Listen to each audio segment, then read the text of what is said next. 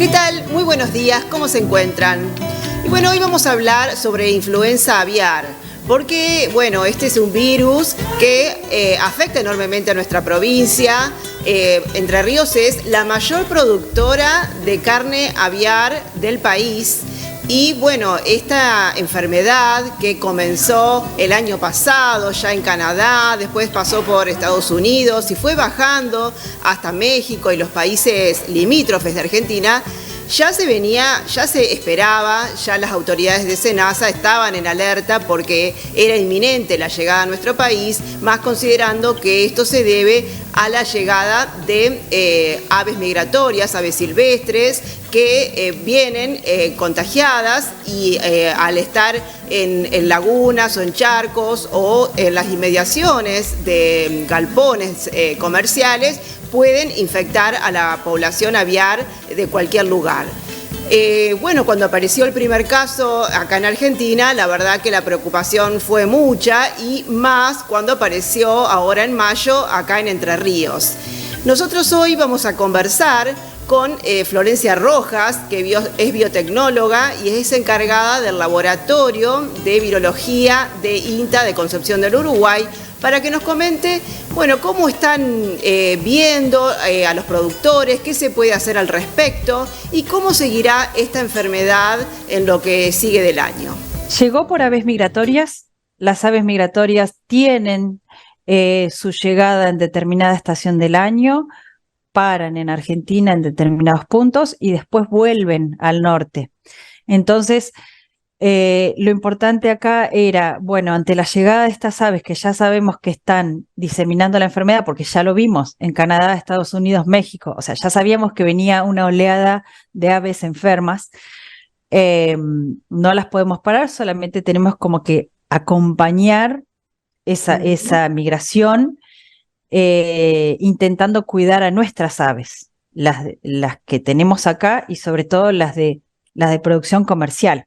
¿Cómo llega el virus a una granja comercial? O sea, vos vas por la ruta manejando y ves a los costados galpones de pollo.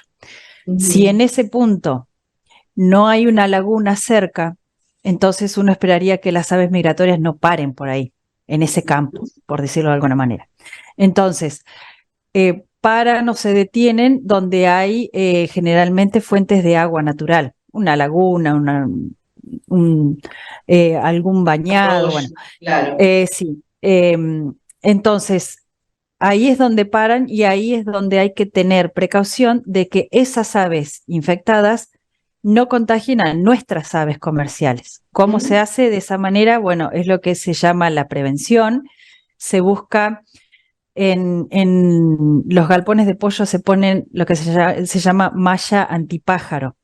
No es ni más ni menos que una especie de alambrado medio fino, un tejido, para evitar que las aves silvestres entren al predio en donde se manejan las aves comerciales, que no haya contacto. ¿Por qué? Porque se transmite a través de las heces, la caca.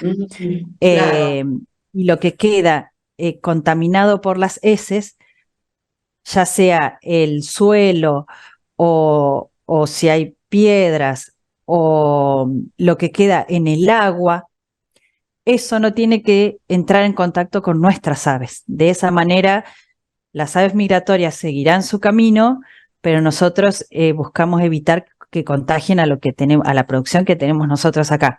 Entonces, lo que sí hizo INTA fue reforzar y recordar y acompañar a los productores en esto que tiene que ver con la prevención. Hablarles de que, por ejemplo, si tienen un banco de agua cerca de su granja, que eviten el contacto entre aves silvestres y las aves que tienen el galpón, mantener a los pollos encerrados en el galpón. Si tienen aves de traspatio, mantenerlas dentro de un predio delimitado y con malla antipájaro. La idea es que no entren en contacto. Pueden entrar por el agua contaminada, entonces fijarse el tema de la potabilización del agua que les dan de bebida a esos pollos, que no venga de un banco de agua contaminado por aves silvestres. Entonces, el INTA sí en eso estuvo más activo en su participación, es lo que reforzar las medidas de prevención, evitar el contacto, porque una vez que hubo un contacto entre aves silvestres con aves comerciales, ahí ya el galpón se enfermó y ahí ya lamentablemente hay no solo una mortandad enorme, sino que las aves que quedaron se tienen que sacrificar, porque son un foco de contagio para otras producciones cercanas.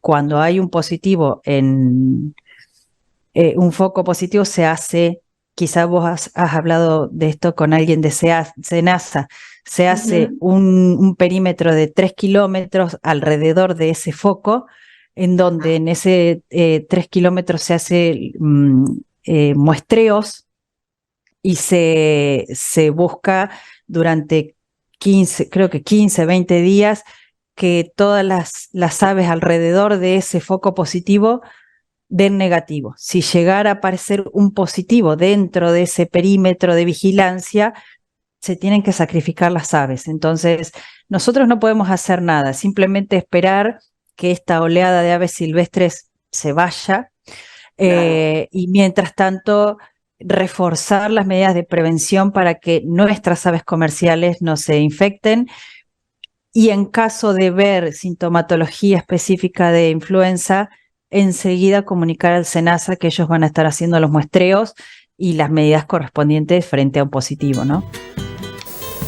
Bueno, y así como comentaba la viróloga Florencia Rojas de INTA Concepción del Uruguay, mucho más que estas medidas no hay para hacer, solamente estar alertas y informar en cualquier cosa rara que vean en cuanto a las aves a SENASA.